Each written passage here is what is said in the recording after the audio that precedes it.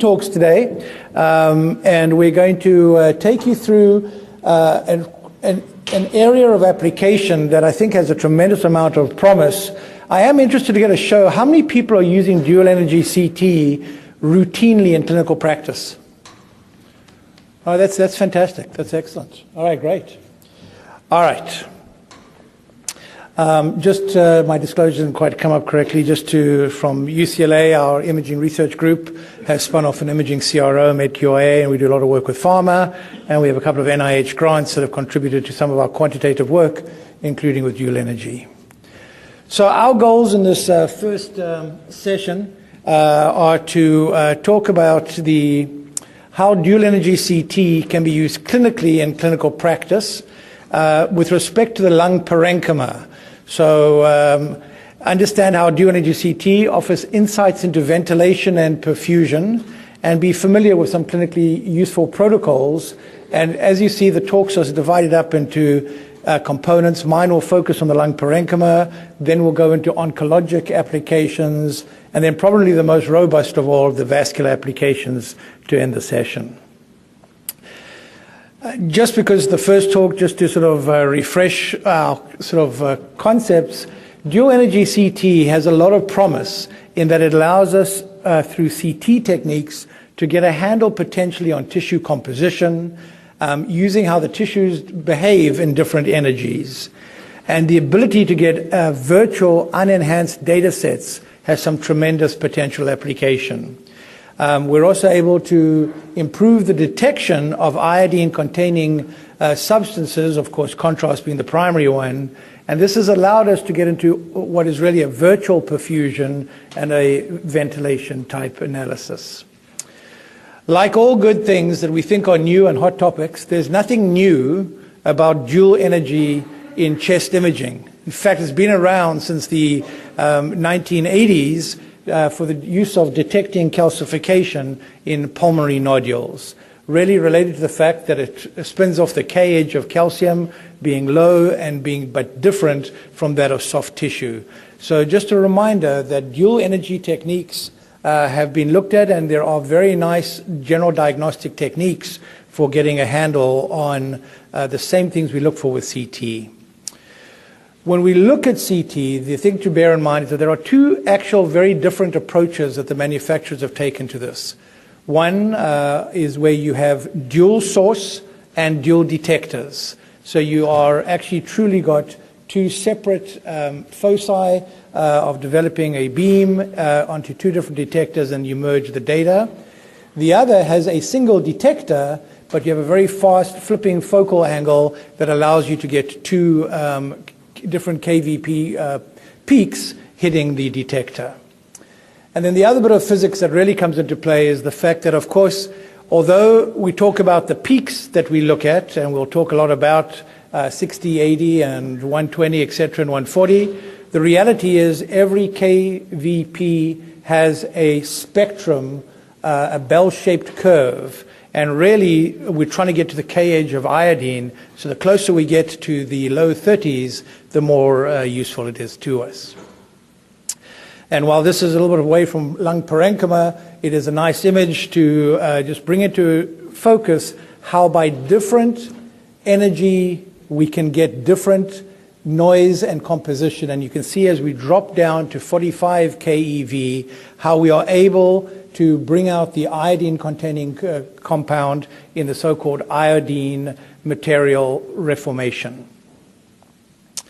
And then this, of course, is the heart of what this is all about. It's about the ability to acquire our images and then to do at least two, if not more, material decompositions. And the ones that are most commonly done in the lung and the lung parenchyma and indeed elsewhere is a water reformation and an iodine reformation. And with the iodine one, you see how we pick up very nicely the ability to pick up that very small amounts of iodine as it perfuses through the parenchymal system, as well as, of course, the great vessels. In terms of protocols, as those of you who are using it know well, there's actually not a tremendous amount of difference between the protocols one uses for single energy CT as opposed to dual, other than, of course, the fact that you are going to have the dual KVP approach using one of the two different detector formats. But the setup of the patient, the time for the patient is all very much the same, and the protocols are all tailored to what we're doing, and these are just typical protocols that can be used for lung parenchymal evaluation. I'm going to leave some of the contrast protocols. I will touch on perfusion because lung parenchyma doesn't have a tremendous amount that we can talk about without talking about a little bit about perfusion. But the bottom line of the perfusion protocols is that it depends on your iodine concentration, but you can use fairly low amounts of contrast depending on the concentration of iodine that you have. You need to do bolus tracking, and as you'll see in the third talk on vascular imaging, one of your challenges here is to make sure that you don't get artifact from the contrast, and so a saline chase and good timing is very important.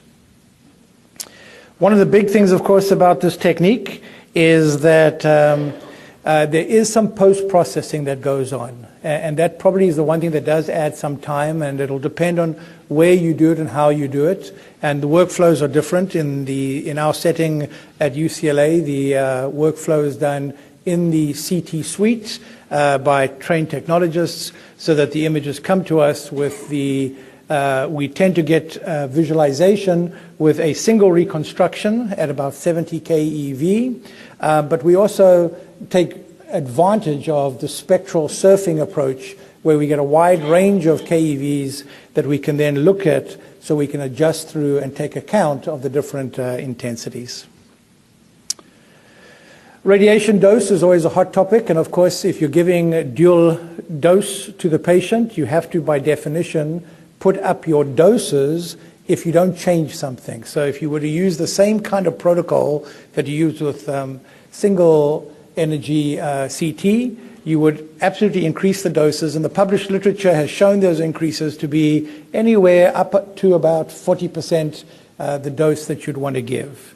Having said that, and for those of you who are using it, we know now well that by using low tube currents, we can actually bring those doses down so that the same protocols, plus getting the advantage of the two different energy spectra, can be done at a similar dose value.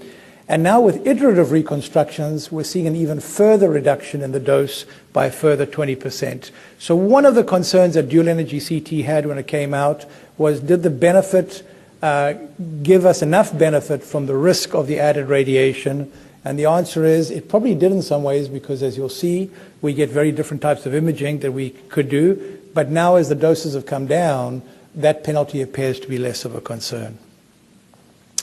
So I'll just touch on pulmonary embolism because I'm sure we'll get a great display of this in the vascular section. But in terms of the parenchyma, the vessels are a big part of what we look at. And obviously the key here is taking advantage of that low KEV, that spectrum between 30 and 35, where we are able now to, with confidence, and here you see in the next image I will show you as an example of your ability to have much more confidence in the subsegmental small vessels, the ones that we often struggle with conventional techniques. We're able to get a much better look at things, and here you see it here. You see what happens if these are the same images reconstructed at 70, through 60, through 50, through 40. I've cheated a little bit by giving it to you in bigger and bigger images to make it clearer. But what you see, of course, is that the vessel iodine is much better seen as you hit that K edge. And so that reconstruction gives you a lot more confidence in your ability to identify subsegmental vessels. And then, of course, in perfusion imaging, the real reality is that we're not really doing perfusion imaging. In the world of quantitative imaging, perfusion imaging is really a dynamic influx of contrast as you do on MR or other techniques. But what you're actually doing is you're getting an iodine map. And if the iodine map is done at the right time, and that's a little bit of the art of the whole story, is that you are assuming that you are capturing the perfusion at the right moment. Now, of course, you can do more complicated dynamic series, but it turns out that with a single acquisition at the right timing, you can get, and here in a normal lung, You see the coronal representation followed by the perfusion map and then the fuse maps showing very nice perfusion that adds to detection and quantitation. And of course the perfusion defect is a wedge-shaped opacity, as you see here, with no enhancement at a low KeV pulse, and you can see how beautifully the normal perfusion looks as we take it through the different densities or KeV reconstructions. And using software, you can of course colorize this and get maps that are inherently a little bit easier to look at from the eye. But you can see why, from a perfusion point of view and from a parenchymal imaging component, the reason why perfusion is so important is that as imagers, we're stuck on structure a lot. But when it comes to the real value in COPD and in diffuse lung disease today, people are very interested in the VQ mismatch. So in fact, the ability to have a machine that you can get good perfusion imaging plus parenchymal imaging of the standard type, plus, as you'll see at the moment, ventilation imaging, gives us a unique insight into lung parenchymal disease. There are pitfalls, and I'm sure these will be covered in greater detail. The biggest pitfall is really from beam hardening artifacts from the bolus of contrast, and this is why timing is very important. You tend to use slightly longer delays. We tend to wait until the vessels at UCLA are at about 100 rather than 60, which we may use for other techniques, because we want to make sure that the contrast is passed through. And of course, other anatomical variants of vascular distribution and contrast, such as sequestrations, where you've got your vascular supply coming off the aorta, can give you artifact. And then indeed, the parenchymal disease underneath it all can give artifact. So the uses of perfusion imaging, other than the obvious one for the better evaluation of pulmonary embolism in the acute setting, is really in other causes of pulmonary vascular disease, particularly in so-called potential idiopathic pulmonary hypertension. The ability to get a good perfusion map when the vessels look relatively normal, maybe slightly enlarged, maybe below the corkscrew, but the ability to see the perfusion abnormality suddenly makes a diagnosis of chronic thromboembolic disease a straightforward diagnosis. And that's one of the greatest applications in patients in the diffuse lung disease clinics or hypertension clinics that we have, is for considering the use of the machine for looking at their lung disease and these perfusion defects. Also trying to separate out vascular from bronchoalveolar. So just to show you here that here you have a patient who has a very small peripheral linear filling defect, typical for chronic thromboembolic disease. We're never quite sure what to do with these. In some settings it might be significant, in other settings we're not sure. But when you add the perfusion and can see the nice triangular defect, now you know that in fact that's just the tip of the iceberg. The reality is you've got significant disease in the small vascular bed. All right, let's move to ventilation imaging, which from my own interest in quantitative COPD imaging, I think is perhaps the most exciting part of this. Although I have to say the traction in moving this forwards hasn't been quite as dramatic as we would have hoped when we did the first couple of studies. But the bottom line here is that the noble gases that have high atomic number, in particular xenon and krypton, are very amenable to the taking advantage of the different energy streams. These gases are distributed like air through the lungs. They give rise, and therefore they are detectable in a ventilation map, and they are potentially quantifiable. And of course, the biggest body of work has been done outside of nuclear medicine techniques with MR and MR perfusion and MR perfusion ventilation. And this has some distinct advantages in that these gases do not require polarization, although that's become a little bit less of an issue now that the machines are theoretically smaller and almost within economic reach. So we may see movement there, but the reality is you don't need to polarize the gas. These gases are readily available, unlike some of the other gases that are used. And the real benefit of them is for regional pulmonary ventilation function. If I had to leave you with one message of the most useful aspect of parenchymal imaging, it's this physiologic VQ mismatch assessment. Because we now know that just the structural disease, so for example in our setting we would consider using the technique for patients who are about to go segmentectomy versus lobectomy for surgery. We can see the structural abnormality, but what we want to know is there the potential of, if we take out the segment or we take out the lobe, what does that do to the underlying function of the region? Can the patient tolerate it or not? This is a really nice regional quantitative test. We do it post-lung transplantation, because here's a classic example of, you've got two different lungs in the single lung transplant, and looking at different function directly is easily done with dual energy ventilation techniques. So here you see a patient, obviously on the anatomic image, you have some hint that there is some air trapping down here, given that the airways are thickened and there's decrease in the number of vessels, and there appears to be blacker lung. You would probably conventionally go here to do an exhalation scan to look for and confirm your air trapping. But obviously here, once you give your gas and acquire the image in a fairly simple technique of breathing, we don't have to go through all of the difficulties that one has with nuclear agents. One acquires the image at a point of time, and one is able to fuse the images and confirm that yes, indeed, there is a ventilatory defect, but maybe not as bad as we might have thought. We might have assumed that all of this was out of function, and the reality is it probably isn't completely out, but it's clearly abnormal. So it has real advantages over ventilation scintigraphy or hyperpolarized, because of the high spatial resolution and good morphological evaluation at ventilation, the discrete quantification that's possible. It's easy and good, and it's got a good availability, and it's much less expensive than the other techniques. How about pulmonary lesions? So here's an area that I think it hasn't quite, there was a lot of excitement at one stage that maybe this would help us to separate benign from malignant lesions, and I'm sure we'll touch on some of the roles of feature extraction using a technique in the oncology talk. But the reality is it's actually quite good in certain settings for separating out solid from ground glass and underlying cause, and in the evaluation of tough little nodules that you're not quite sure what to do with, and I'll show you a couple of examples.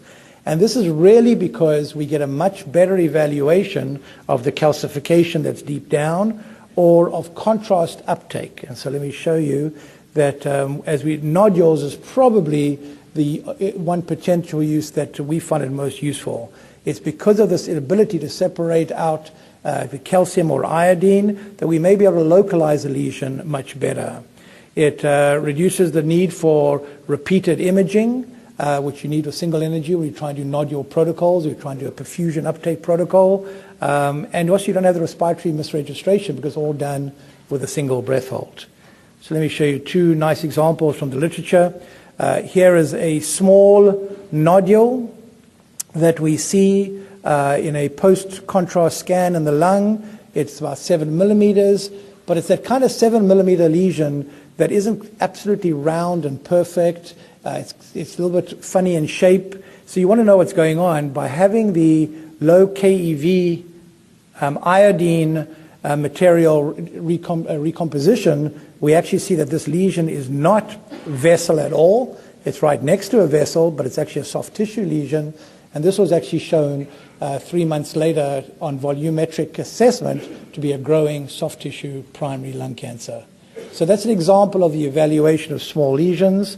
Another one from the literature is a case where, again, we have a small nodule, also about 7 millimeter, right next to a vessel.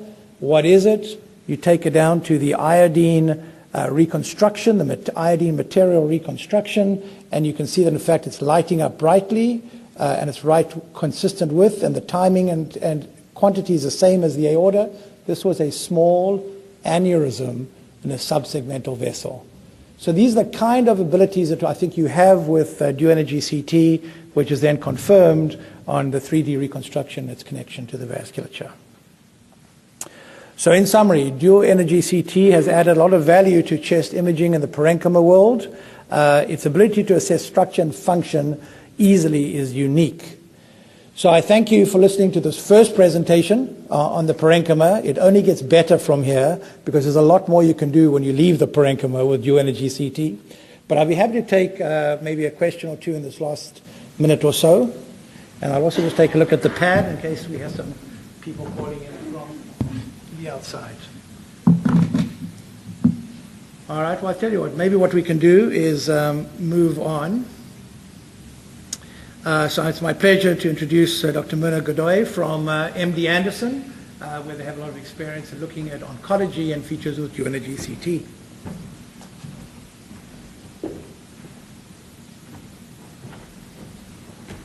Thank you very much for the introduction and the opportunity to present today. And I'm going to be talking about the use of dual-energy CT in oncology. This is my disclosure.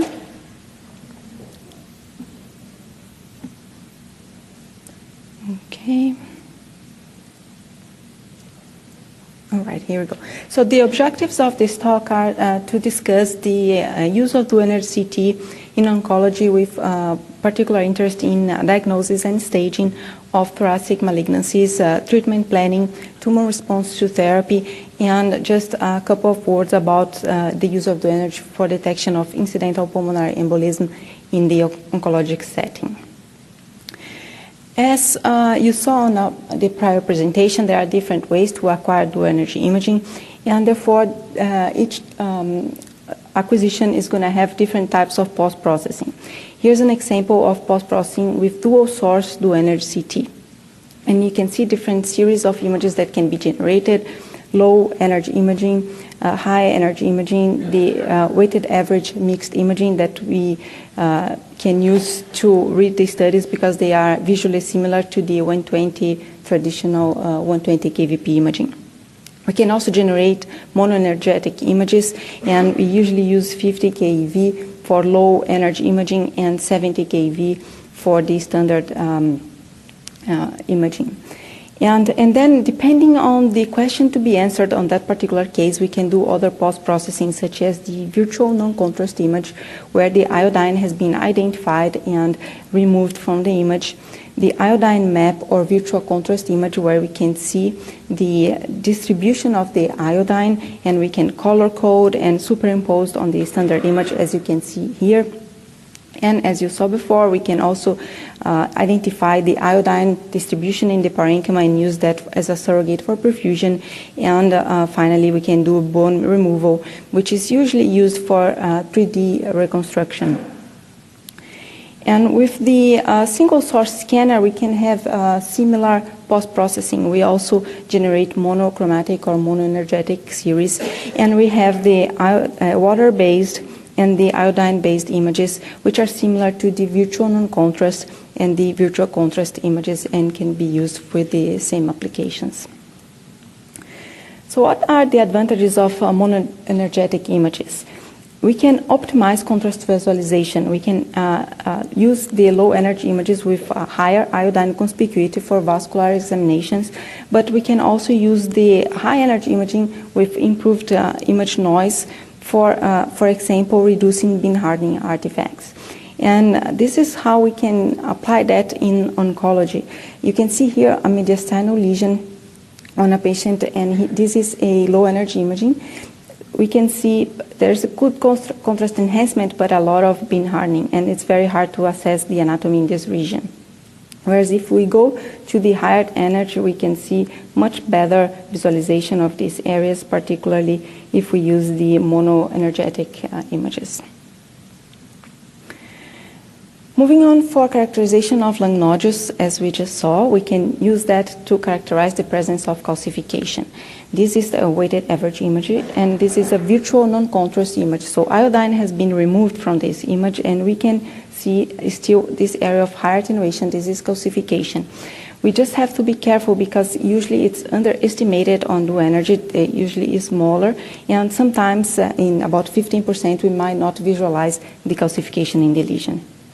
Areas of very high attenuation related to contrast, as here, might not be subtracted, and we can still see them as, and that could mimic calcification. We just have to be aware of that.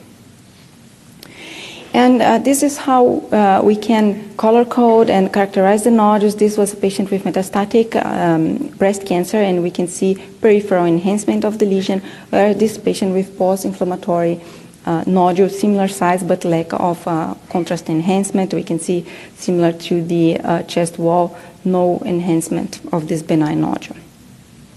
And we can not only visualize it, but we can also quantify it. And here we can see the net enhancement of this lesion. And this was about 70 Hounsfield unit of enhancement. And again, this is a single acquisition. We don't do pre and post contrast. On a single post contrast image, we can measure how much this lesion is enhancing. In a study by Shea and colleagues, they identified that using a cutoff of 20 Hounsfield units of net enhancement, there was a good sensitivity and accuracy for distinguishing benign versus malignant nodules. And more recently, other studies have confirmed that using the single source scanner with spectral imaging. But these are all small studies that still required further validation with larger series. Let me show you some examples. Here we see another irregular nodule, and it's hard to characterize enhancement on the single post-contrast, but then with the iodine map, we can compare to the chest wall and see that this lesion is indeed enhancing, and this was a lung adenocarcinoma with an enhancement of 35 Hounsfield units. This is another patient, a smaller nodule, and this patient had an enhancement of 2 Hounsfield units. So this was a benign nodule. Patient had sarcoidosis confirmed by nodal biopsy. And here another patient. We see a spiculated, ugly-looking nodule, right upper lobe, patient with emphysema. And there is a good enhancement of the lesion. So this lesion is indeterminate, concerning for malignancy. But then the biopsy showed that this was an inflammatory granuloma. Lesions that are active granuloma or hypervascular benign lesions, therefore, can also present enhancement, and we have to be aware. So probably the main benefit is for those that do not enhance, that are most likely to be benign, whereas the others showing enhancement can be either benign or malignant. There is a study by Hu and colleagues that try to differentiate between the inflammatory masses and the neoplastic masses. And what they found is that the inflammatory lesions tend to have higher iodine enhancement, particularly in the central area of the lesion, because the tumors tend to be more necrotic or hypovascular in the center of the lesion. But other parameters were used, and this includes the slope of the curve. This is the spectral curve that shows the attenuation of the lesion at different energies. So you can see this was a benign granuloma from their series showing higher enhancement at lower energy, whereas the malignant tumor also shows enhancement, but to a lesser degree. And this is an interesting case that we saw in our practice. This patient came to us with a presumed diagnosis of lung cancer, had this mass in the right upper lobe. When we look at the post-contrast image, there are some heterogeneous areas of high attenuation that look like enhancement. But on the iodine map, there is lower enhancement of these areas. And the virtual non-contrast image shows high attenuation there. So iodine has been removed from this image. Therefore, these are areas of high attenuation not related to contrast. And this patient had allergic bronchopulmonary aspergillosis and improved with the proper therapy. So how does the iodine net enhancement compares to FDG PET uptake? There are some studies showing that there is a good correlation for lung nodules and tumors, particularly for small cell lung cancer, when the CT and the PET-CT are performed within less than 21 days. So we can look at the enhancement, and it correlates with the iodine, with the FDG uptake. Here's a patient with a 12 millimeters nodule, and there was a net enhancement of 34 Hounsfield units. Patient underwent PET-CT that had an SUV of 4, and this was a lung adenocarcinoma. Mediastinal masses can also be evaluated, and this is an example of a heterogeneous mass. This was an invasive thymoma, and we can see significant enhancement on this lesion. A study by Lee and colleagues showed that there is a significant difference between benign and malignant masses when we look at the net enhancement at early and the late phase of contrast enhancement. And however, there was no significant difference between the mean attenuation, showing the advantage of the energy assessment for mediastinal masses.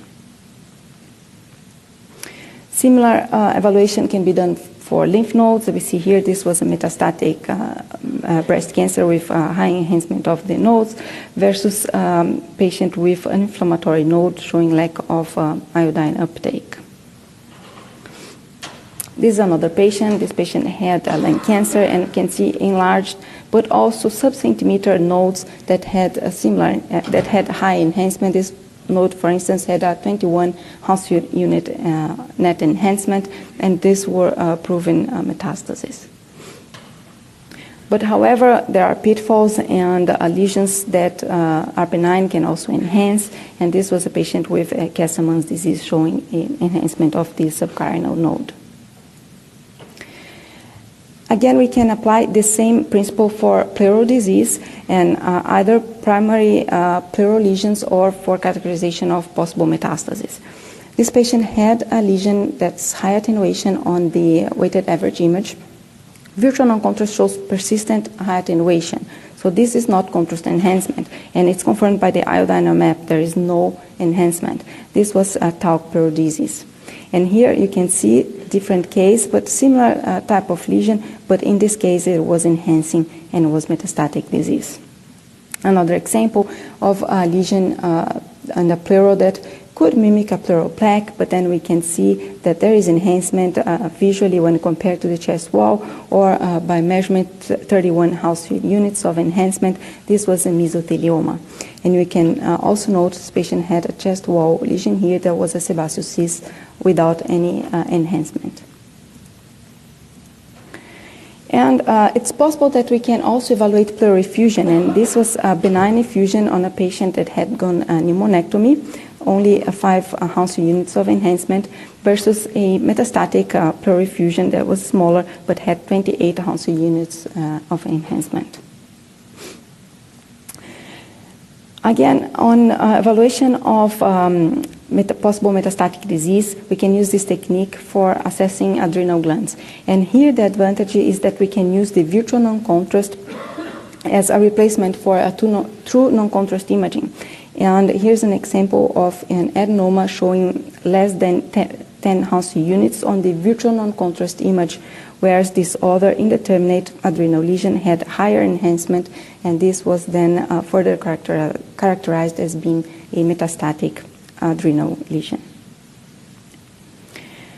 Another advantage is that we can use low energy imaging to increase conspicuity of liver metastasis. We can see here on high energy imaging, it's very hard to identify this subtle metastatic lesion, but as we move towards low energy, the attenuation of the parenchyma increases, so low attenuation metastases become easier to visualize.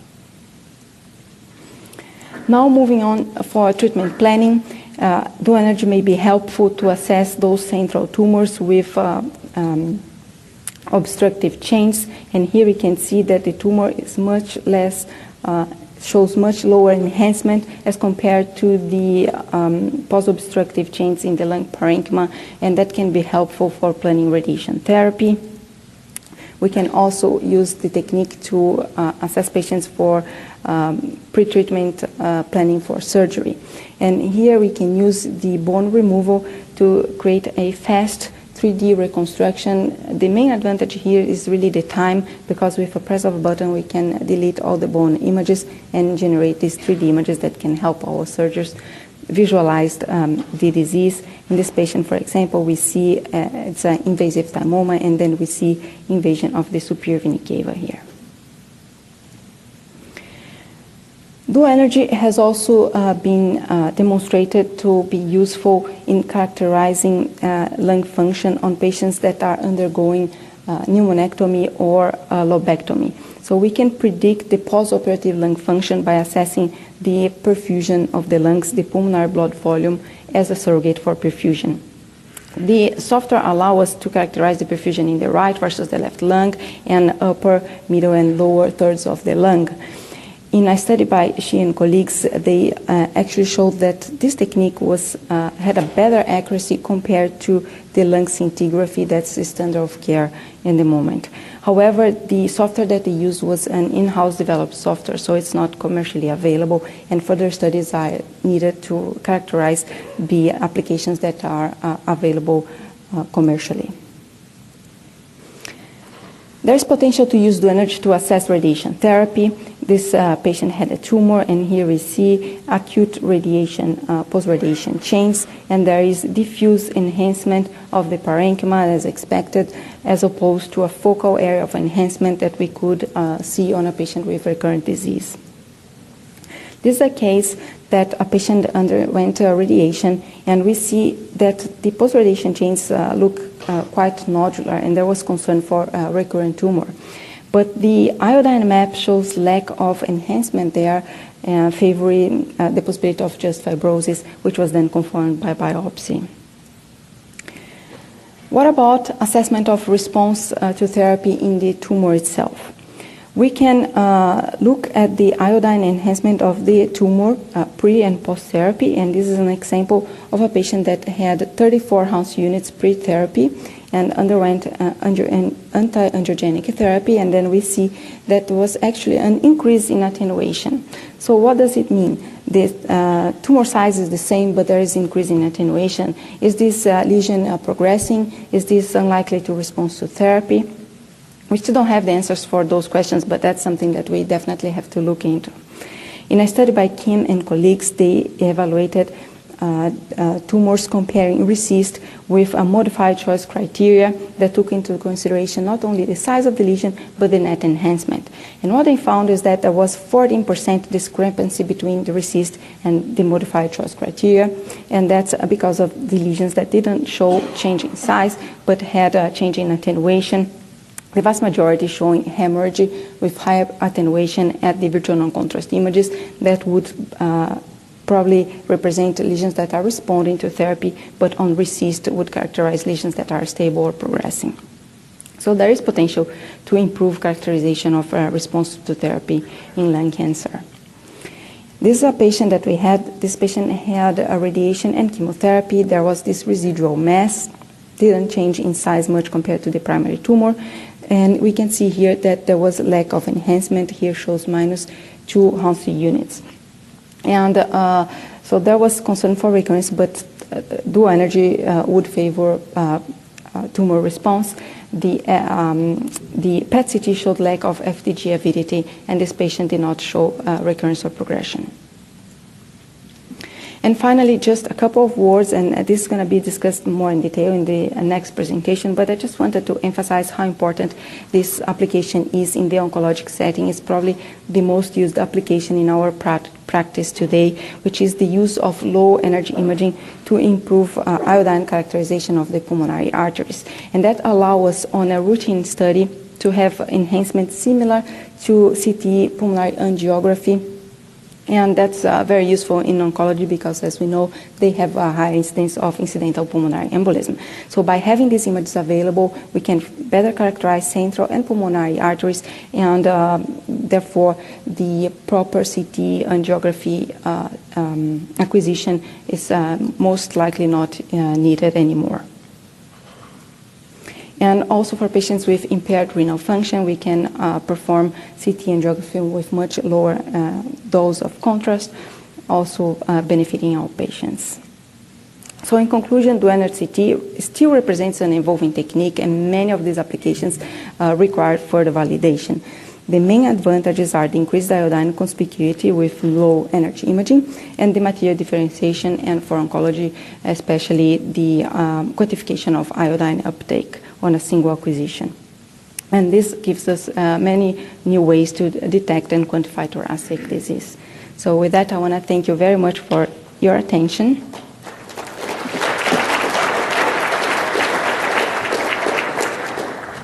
And we do have a couple of minutes for questions if there are any. Otherwise, we're going to move on to the next talk. Yes, I have one question. So in the past, in estimating the degree of enhancement of tumor, we can measure the attenuation value, and we can determine it based on our experience or results from literature. But on monochromatic imaging, the attenuation values are different according to the energy level. So in this area of dual energy CT, how can we estimate the degree of enhancement? Do we have to use iodine quantification, or do we have to make images of 120 kVp equivalent energy imaging? So what are your suggestions in estimating tumor enhancement? That's a great question, because as we use images with different energies, we're going to have a different attenuation. And for those established values for characterization of adrenal glands and also for nodules, we are going to have different measurements. But in this case, regardless if you're using monoenergetic or the low and high kVp imaging, we can use this application to measure the net enhancement, the amount of enhancement, not the attenuation itself. And that is what the majority of the research has been focused on. There are other parameters, and then we can have, for instance, the slope of the spectral curve, for example, as well as minimal, maximal attenuation of the iodine uptake. There are several other parameters that are under evaluation. But at the moment, there's no consensus on how should we measure these lesions. There is no consensus on the which acquisitions should be doing, and there are different manufacturers as well that would also affect the stability of those numbers. So it's complicated in the moment, especially if you're using the numbers itself. I think the common sense and the use of the net enhancement are the best approach in the moment. Thank you. Thank you. All right. So now it's my pleasure to present Dr. Moritz Albrecht, who's going to be talking about dual energy CT in vascular imaging.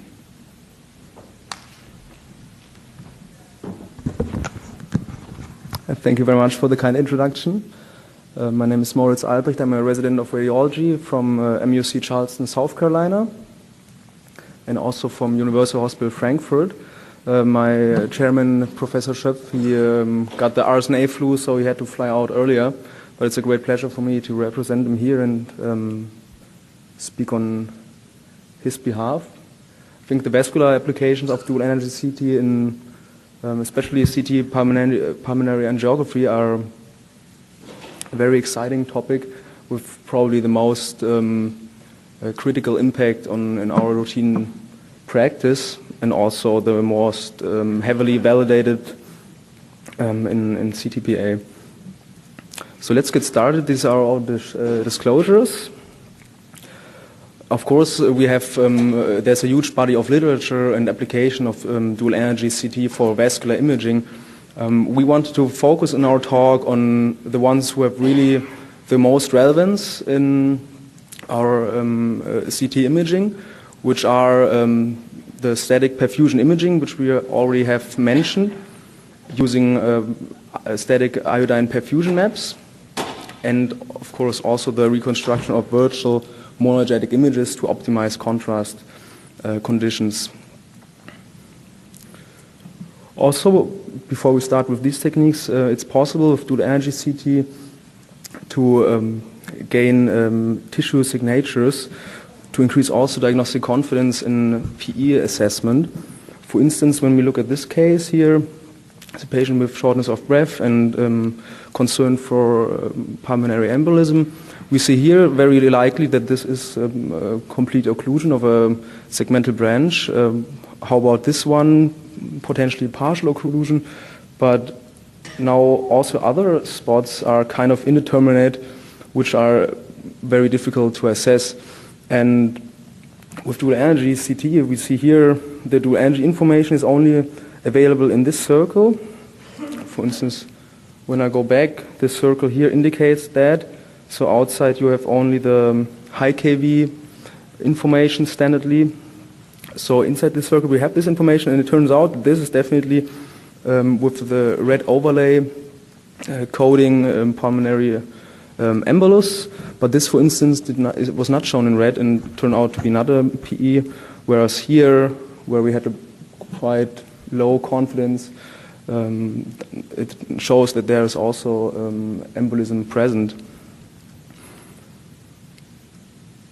So we were also supposed to be about imaging protocols, how we do it in clinical practice. We use a third generation dual source, dual energy CT scanner with 2 X-ray tubes in dual energy CT mode. With the tube A, the low kV is with 90 kV, and the tube B is with the high kV, 150 kV, equipped with a thin filtration to reduce radiation dose further. And also, as we heard in the first talk, for instance, with the second generation, the spectral separation was 100 and 140 kV, and with the most recent generation, we can have a wider spectral separation to also increase our dual energy information. At least we assume that this is true, but this is what vendors say. The pitch is 0.7, and also we use automatic tube current modulation to further decrease radiation dose. Image acquisition is performed in craniocaudal direction, doing a shallow inspiratory breath hold. We use 80 milliliter of non-ionic contrast media. Flow rate is 5 milliliter, followed by a 50 milliliter saline chaser bolus. We use bolus tracking in the pulmonary trunk. The threshold is 120 Hounsfield, and scan delay is 7 seconds. And this is followed then, we have then automatically reconstructed linear blended images with a weighting factor of 0.6. That means 60% of the low kV spectrum mixed with 40 kV of the high kV spectrum. We can also modify this at this point manually and decrease and play a bit around with the weighting factors. So from our experience, sometimes it's when a poor contrast is present, you can simply increase the blending ratio and take, for instance, 80% of the low kV spectrum. But what I want to focus about are the perfusion maps and the virtual monoenergetic images, or VMI. These also need to be reconstructed currently manually, so it's also additional work included in this dual energy image assessment, but it's definitely worth it, which I want to show you with a couple of cases. First of all, this CT lung perfusion, where do we come from? This is an early work by my chairman here in radiology published. It started with dynamic perfusion. So we have a sequential image acquisition, and in dual energy CT, which we talk about today, we have a static perfusion image. So we have one screenshot where the perfusion of the lung tissue is visualized in comparison to this dynamic perfusion acquisition techniques. And we had also here, for instance, in a pulmonary embolism, a wedge-shaped hypodensity indicating the perfusion defect, whereas in a normal patient without PE, we have a homogeneous color-coded perfusion image. There have been also prior works about perfusion ventilation, perfusion imaging.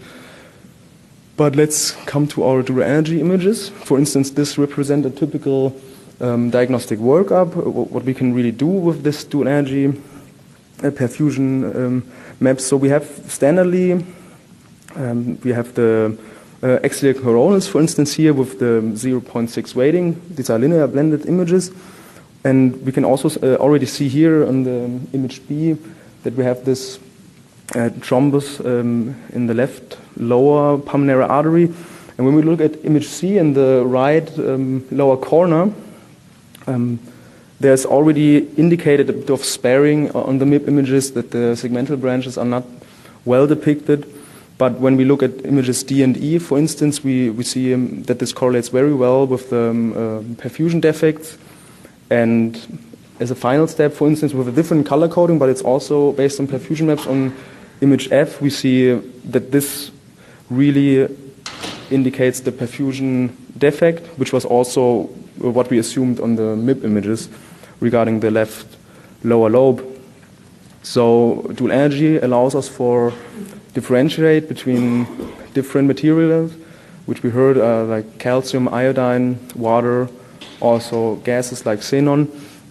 And what is based on these perfusion images is it's all, of course, an automatic medical image processing. So there's always this image processing involved, which can also lead to artifacts, which we also cover later.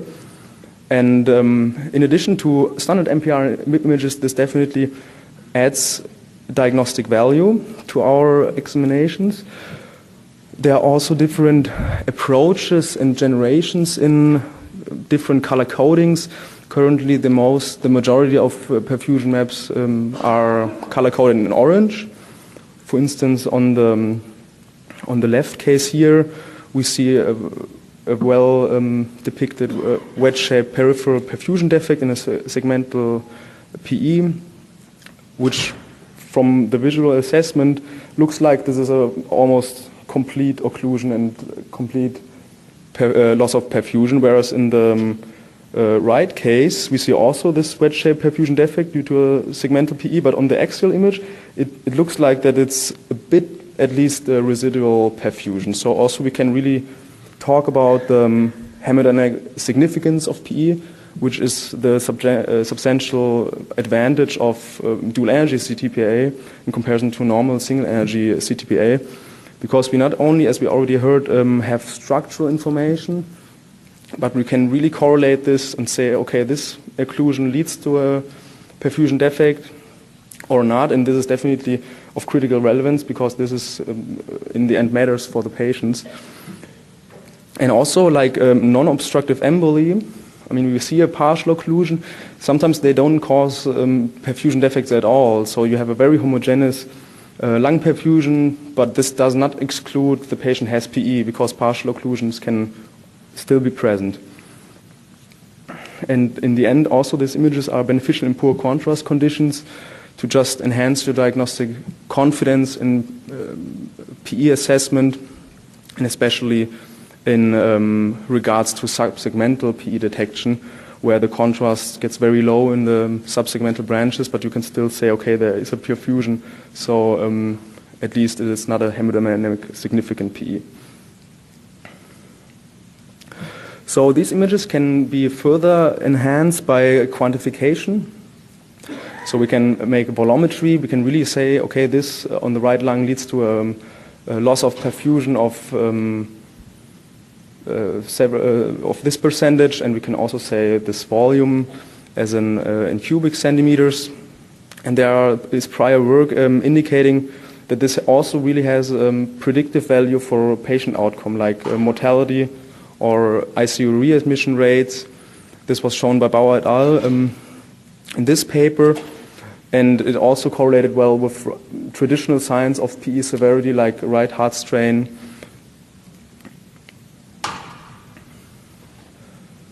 And since it's always the danger of dual energy that we say, okay, it increases my workload. So in the end, in emergency radiology,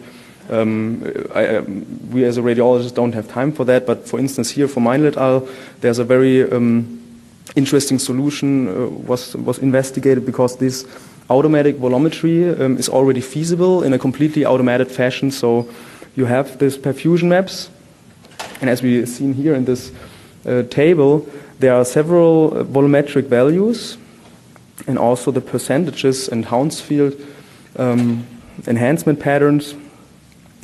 And this is all automated, so we have this quantification without any increased workload. And for instance here, we see that this correlates well also with, so when you see, for instance, on this bilateral PE image, you see on the right lower lobe only a perfused blood volume from 15% in comparison to a normal, healthy patient, we have 100%. And for instance, also on this right image, probably you would be not very sure and confident where is it now really worse on the right or the left side, and this could probably help you to say, okay, really the focus is more on one side or it's equally. So it's definitely also there are enhanced diagnostic capabilities using that approach. And in the end, Meinl et al., they showed also that this perfused blood volume inversely correlates with thrombus load and the necessity for ICU admission. That means the higher the loss of perfusion, the higher also the thrombus load was, and they really validated this to make it clinically useful. But what are the pearls and pitfalls? We think that based on a large evidence, these perfusion maps, they emerge from investigational tools really to clinically available and useful tools. So they can really be used in clinical practice in a robust fashion and with confidence. However, several pitfalls have to be considered. For instance, we can only advise to always check if the segmentation worked well, since it's an automatically image processing. Sometimes you have artifacts, like we already heard from beam hardening, or also since it's the CTPA acquisition is in moderate inspiration, so we have also less ventilated segments, and these can mimic hypoperfusion because they are not from the orange, they are spared. So, but they look different because the perfusion defects look wedge-shaped. The distal ectasis is just round-shaped. So, with some experience, you can easily identify the wrong segmentation.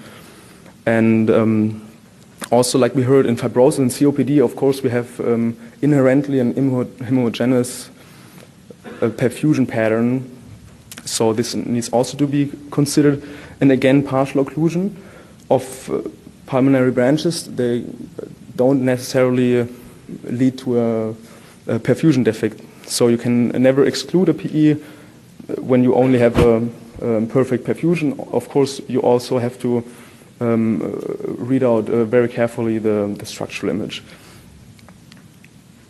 Here, for instance, is this pitfall with the beam hardening artifacts with the very dense venal cava, and here this artifact which was not PE related. So it's always crucial to check these things. And here, this patient had a severe emphysema due to a COPD, and also, for instance, these areas on the more on the, adjacent to the sternum, they look quite inhomogeneous. In a normal patient, this could look similar with a perfusion or hypoperfusion, but of course we know from the structural image that it's due to the COPD. And also, not all perfusion defects are PE related. In this patient, for instance, there was a dislocated or a residual catheter material in the right lower pulmonary artery, and this also then in the images led to this. Look at the axial image, this wedge-shaped perfusion defect, nicely depicted here. But this was just a nice case to show you. And also we talked about the xenon inhalation techniques. These are not clinically adopted so far because it's quite still challenging in the image acquisition, and you have a dual image acquisition. So you have the normal image acquisition with contrast material, and then the patient inhales the xenon, and you have the second image acquisition. So it also leads to a higher radiation dose so far. But it's definitely very interesting because you can depict ventilation and perfusion mismatches, and homologous to also MRI, or nuclear medicine. So definitely an interesting technique in terms of perfusion maps. And let's go to the virtual monoenergetic imaging.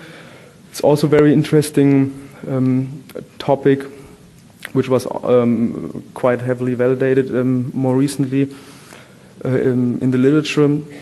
So why is it called virtual monoenergetic? Because you have the true dual energy image data sets, and then you virtually fuse them to one single energy image data set, which is just to show it's actually not, it's different from the traditional monoenergetic. Also, when you read sometimes monochromatic, this is completely the same, so they are kind of synonyms. I guess I need to hurry up a bit. So, and there are several algorithms available for this. Let's skip for this what really clinical matters. It's the most recent monogenetic images algorithm. They were improved because we had noise limitation at low kV levels. Right now, we overcame this noise limitation, so we can really use the low kV monoenergetic images to have a substantial increased iodine signal at relatively low noise. So the noise is still higher as in compared to 70, which is in turn comparable to the standard linear blended images. But now we can really use this for poor contrast, to reduce contrast in patients with renal impairment, for instance. So both benefits from the dual energy are combined. From the high image sec you have low noise, but also low contrast, and vice versa applies to the low energy. And with the techniques we can fuse them and gain the benefits of both of this dual image acquisition. For instance, here, this was by Meyer et al., a nice case in a CT-based study which was not optimal, so the contrast conditions were suboptimal, and we all know that this occurs in clinical practice. Some factors you can influence, like arrow eye placement, but some factors like transient interruption of contrast, this just happened in the literature, it's described up to 10%, so you have definitely sometimes a suboptimal contrast in the pulmonary artery. But with these monoenergetic images, you can, as a radiologist, just simply say, okay, I just do a 40 kV monoenergetic reconstruction, and then you have a very substantial increased contrast. For instance, here, when we look at the 60 kV images, in this segmental branches with the arrows, this kind of indeterminate, and in the 40 kV, you can really say, okay, this is perfused, so you can reliably exclude PE, and definitely with a higher diagnostic confidence.